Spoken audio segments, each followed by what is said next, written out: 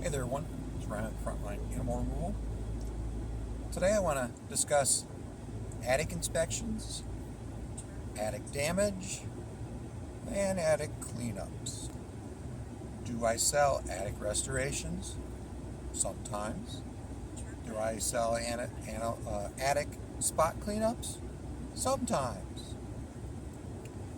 Here's the reality of wildlife removal. Most people are going to contact a wildlife removal specialist, such as myself or my competition, within days or a couple weeks of discovering that they have a problem.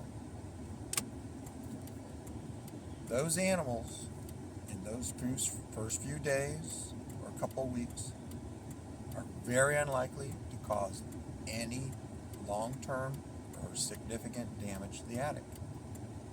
And you, the customer, will be just fine not having anything done to that attic.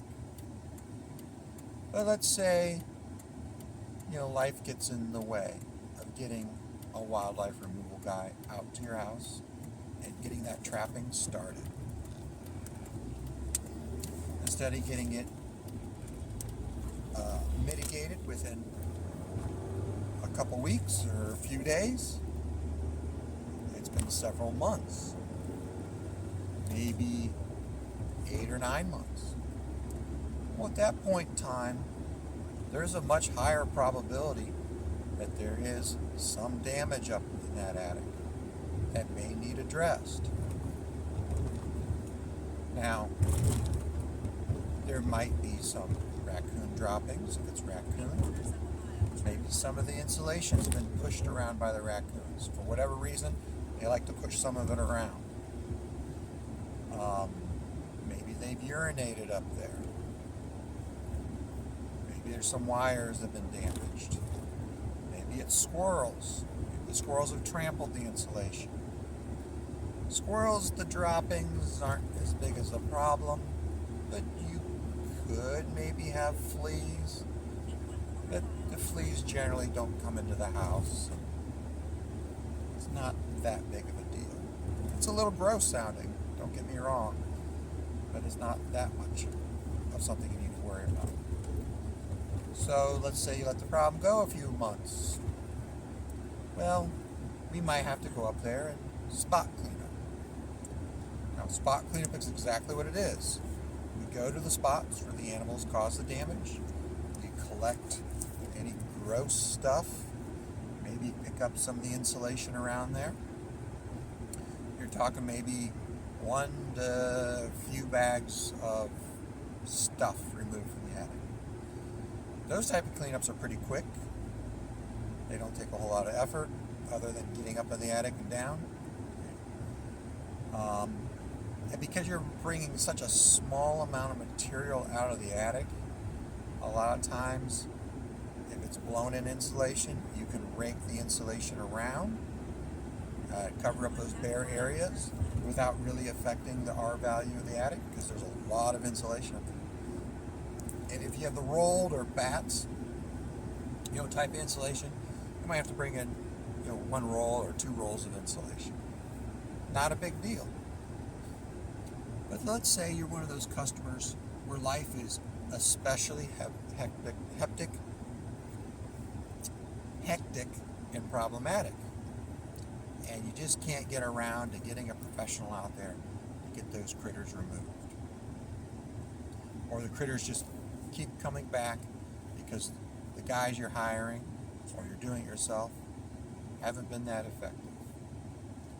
So it's been a year. Maybe it's been a couple years. Maybe it's been 20 years. Because that happens. And over that time, poo's going to accumulate. The insulation's going to be compacted. And it's going to start smelling really bad. Those attics need restored. Those ones are pretty easy to figure out. You open that attic access, you stick your head up there, the odor hits you right away. The lack of insulation is very noticeable. droppings are everywhere. Do I see a lot of these type of attics? Sort of. See, most customers get the problem solved pretty quickly. So you're not going to see a lot of these attics in comparison to your normal trapping stuff. But you're going to see a few of them every year.